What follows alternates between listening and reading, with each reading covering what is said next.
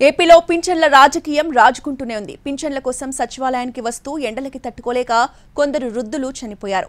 అవి ప్రభుత్వ హత్యలు అని చంద్రబాబు అంటుంటే చంద్రబాబే హంతకుడని కౌంటర్ ఇచ్చారు సీఎం జగన్. సచివాలయం స్టాఫ్ ఉన్నారు, 1,35,000 ఉన్నారు. ఇంటింటికి పోయిస్తే 45 మందికే ఇవ్వాలా. ఒక రోజులో అయిపోతుంది. మీరు ఇప్పించమని డిమాండ్ చేశాను. దుర్మార్గమైన పాలన వాళ్ళకి ఇవ్వకుండా సచివాలయానికి రమ్మన్నారు.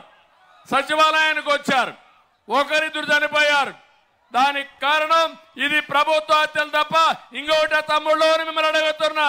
నిన్న ఈ రోజు ఏకంగా 31 మంది అవ్వా తాతలు పెన్షన్లు అందుకునే పరిస్థితిలో అందుకోలేక నడచలేక అవస్థ పడలేక ఏకంగా 31 మంది ప్రాణాలు విడిచిన పరిస్థితులు కేవలం ఈ 2 రోజుల్లో 31 మందిని చంపిన ఈ చంద్రబాబు నాయుడు గారిని హంతకుడు అందామా, లేకపోతే అంతకన్నా దారుణమైన పదం ఏదైనా ఉంది అంటే అది అందామా అని చెప్పి ఆలోచన చేయమని కోరుతా ఉన్నా.